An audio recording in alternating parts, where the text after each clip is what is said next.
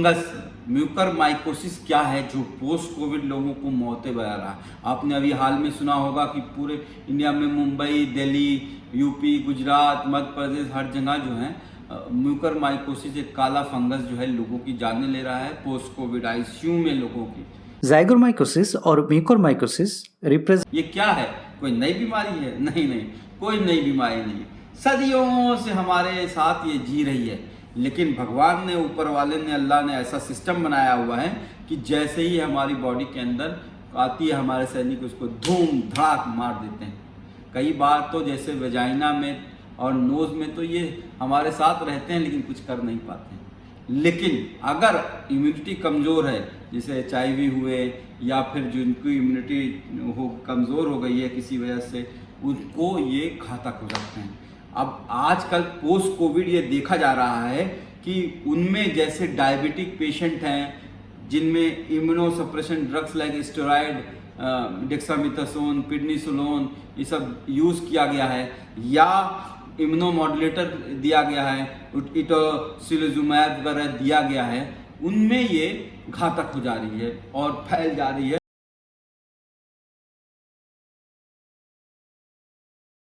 और आपको बता दूं ये इतनी घातक है कि अगर इंसान को हो जाए तो 10 में से 8 लोगों की मौत हो जाती है अगर सही टाइम पे डायग्नोस नहीं किया। 80%, 50 से 80% तक मोर्टिलिटी है।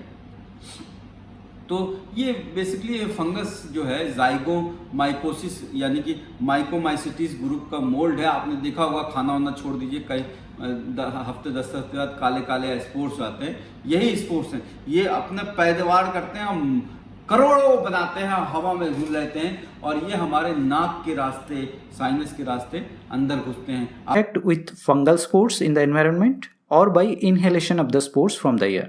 आपको बता दूं हमारे बॉडी में भगवान ने AC बनाया हुआ है। ये फ्रंटल साइनस होता है, ये एथमाइड साइनस होता है, ये मैग्जिलरी साइनस होता है। आपने स्कल देखा होगा, गोल गोल ऐसे निशान, इस साइनस में जाके ये बैठ जाते हैं, नाक के रास्ते अंदर घुसते हैं, आँख में घुस जाते हैं, आँख में फैल करके ये आँख के रास्ते होते हुए, ये एंजियो इन्वेजिव इन्फेक्शन है टर्म अगर मैं यूज़ करूँ, और ये ब्रेन तक पहुँच जाते हैं। तो अगर आपको जो अब कुछ सिम्टम्स बताने जा रहा हूँ अगर वैसे दिखता है तो आप फ़ौरन अपने डॉक्टर को कंसल्ट करना चाहिए। मोस्ट कॉमन म्यूकरमाइकोसिस जो होता है राइनोसेरिब्रल होता है, जो कि यानी कि इस नाक के रास्ते ब्रेन तक पहुंचता है और वो सबसे ज़्यादा फेटल भी माना जाता है, सबसे ज़्यादा खतरनाक होता है। आपको एक साइड की स्वेलिंग हो गई, आँख आपकी थोड़ी सी बाहर लग रही है, आपको बहुत तेज़ दर्द हो रहा है इस साइड, आपको हाथ से दबाने पे साइनसेस में दर्द हो रहे हैं, आपके नाक के पास कोई काला रंग का अल्सर दिखाई दे रहा है जो कि बहुत डायग्नोस्टिक होता है, आपको जो है नाक जब छींक रहे हो तो कभी कभी खून आ जा रहा है, थ्रोट में आपके जो है इन्फेक्शन लग रहा है और आपकी ब्लरिंग, डबल विजन हो जा रही है यानी कि धुंधला दिखाई दे रहा है, ये आई मूवमेंट में होने में प्रॉब्लम हो रही है, या आँख को टच करने में दर्द हो रहा है, वो सीवियर हेडेक हो रहा है, बहुत कच के दर्द हो रहा है जो कि आपको ब्रुफेन भी खा ले रहे हो और सही नहीं हो रहा है। इसके सेकंड जो मोस्ट कॉमन है वो पल्मोनरी म्यूकरमाइकोसिस यानी लंग को इन्फेक्टेड करता है। ये तो उसमें चेस्ट पेन होगा, सांस लेने में आपको दिक्कत होगी, बहुत सीवियर जैसे हार्ट अटैक वाला पेन होता है, और जब चलेंगे तो सांस फूलने लगेगी, खांसेंगे तो हो सकता है खून आ जाए बलगम में।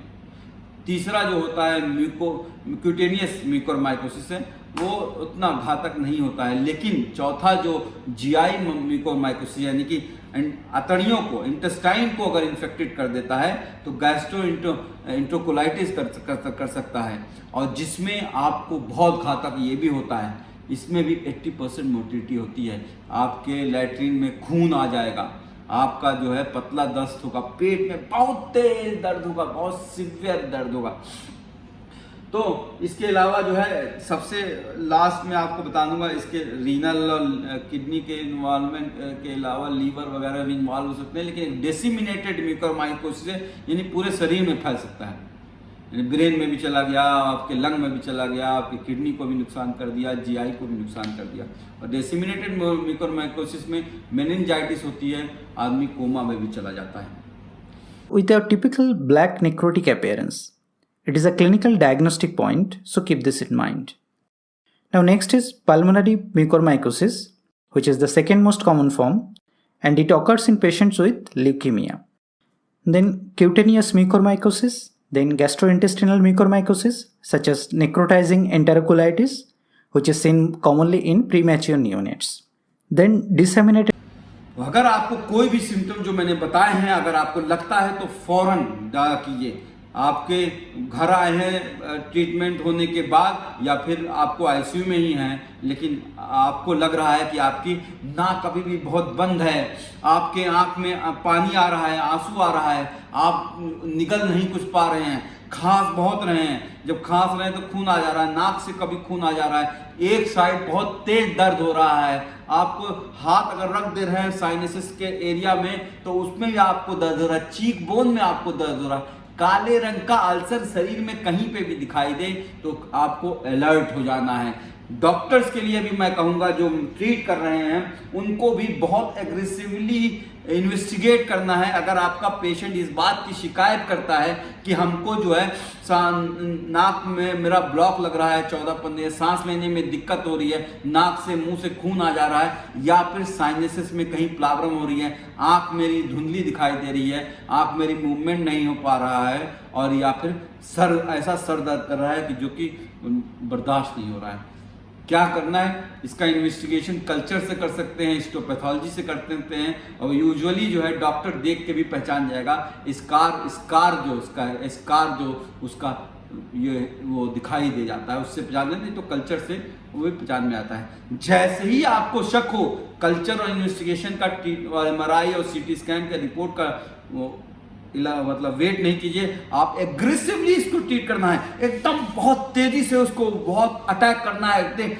मतलब इसको इतनी एग्रेसिवली ट्रीट करना है कि आप वेट नहीं कीजिए किसी चीज का इन्वेस्टिगेशन का। आपको अगर शक हो रहा है तो आप फौरन उसको ट्रीट कीजिए। Amphotericin liposomal amphotericin B LAMP जो है ये इसका इसका ड्रग ऑफ चॉइस है, जो IV दी जा सकती है, 4 से 6 हफ्ते तक देना होता है, बहुत महंगा ट्रीटमेंट है। आप अभी सोशल मीडिया में आजकल देख रहे होंगे लोग डिमांड कर रहे हैं एम्फोटेरेसिन बी चले, अभी कुछ दिन पहले ऑक्सीजन और बेड की डिमांड कर रहे थे, अब एम्फोटेरेसिन बी की डिमांड चल रही है। इसके अलावा पोसाकोनाजोल और आइसोवाकोनाजोल भी दे सकते हैं। लेकिन सबसे इम्पॉर्टेंट बात है कभी कभी सर्जिकल डिब्राइडमेंट करना पड़ता है, यानी वो टिश्यू जो इन्फेक्टेड है उस वहाँ पे रिमूव करना पड़ता है।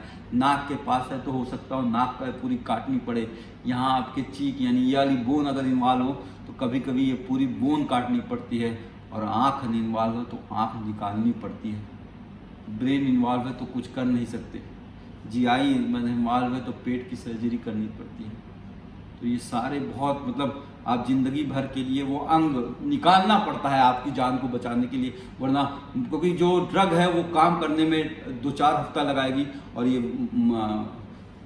म्यूकोरमाइकोसिस आपके ब्रेन तक और अदर जो आर्गन्स है उसमें पहुंच गया, उसको रोकने के लिए वो निकालना पड़ता है, उसको डिब्राइडमेंट करना पड़ता है, सर्जिकल एक्सिजन करना पड़ता है। कैसे बचेंगे? तो जो एक इम्पॉर्टेंट जो लोग ध्यान नहीं देते हैं, ह्यूमिडिफायर, जो ऑक्सीजन सिलेंडर की बात हुई, और उसमें ह्यूमिडिफायर में जो पानी डालते हैं वो साफ क्लीन स्टेराइल वाटर होना चाहिए, समझ रहे हैं ना? तो वो पानी बहुत साफ, क्योंकि उससे भी जो है सांस लेते हैं तो वो स्पोर्स आपके घुस जाते हैं। तो आप जो ह्यूमिडिफायर बॉटल होता है उसको धुल के अच्छी तरह से और उसमें साफ पानी डालिए। डायबिटीज़ हैं तो डॉक्टर को ज़रूर बताइए। डॉक्टर को भी ये ध्यान रखना है कि स्टेरॉइड जो है जुडिशियली यूज़ करें। 6वें दिन के बाद ही स्टेरॉइड का रिकमेंडेशन है, 6th day of Covid infection के, और क्या कहते हैं डायबिटिक कंट्रोल के बाद ही, और जुडिशियल डॉक्टर के अंडर भी होना चाहिए।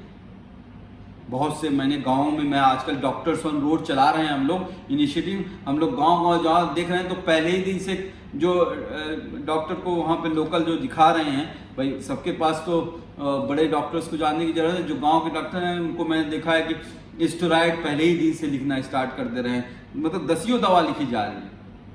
एक RBS रैंडम ब्लड शुगर ज़रूर करा लें, कि आपको कई बार होता है पता ही नहीं चलता कि आपको डायबिटीज़ और आपने स्टेरॉइड स्टार्ट कर दी, तो ये बहुत खतरनाक वो है। बस इसके साथ ही एक बात और कहना चाहूँगा कि जो इटोसिलोजुमैब दवा है, इम्यूनोमॉड्यूलेटर्स दवा है, इसका भी जो है जुडिशियल यूज़ करना चाहिए। पोस्ट कोविड आपने बहुत सुना होगा, लोगों को हार्ट अटैक हो जा रहा है।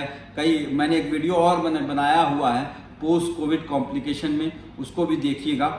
तो इसलिए आप अगर रिकवर भी कर गए हैं तो 2 से 6 हफ्ते तक डॉक्टर के अंडर रहिए। आपको कोई भी डेंजर साइन जो बताए हैं उसको जो है उनको डॉक्टर के अंदर में लेके आइए, क्योंकि इसकी कोई वैक्सीन नहीं है। एक बात और ऐड करना चाहूंगा कि ये नॉन कंटेजियस है, यानी कि आपको अगर हुआ है तो किसी और को नहीं हो जाएगा। कोरोना इसे एक दूसरे में फैला देता है ना, घर में किसी को हो गया तो दूसरे पूरे घर को फैला देगा, पूरे मोहल्ले को दे देगा। लेकिन ये एक नॉन कंटेजियस है, यानी अगर आप किसी बंदे को हुआ है तो ऐसा नहीं है कि दूसरे बंदे को हो जाए। उन्हीं को हो सकता है जिनकी इम्यूनिटी कम हो। तो आई होप बस इस वीडियो के द्वारा मैं ये संदेश देना चाहता हूँ, कोई ये नई बीमारी नहीं है। जो साइन सिम्टम्स है वो डॉक्टर को दिखाइए।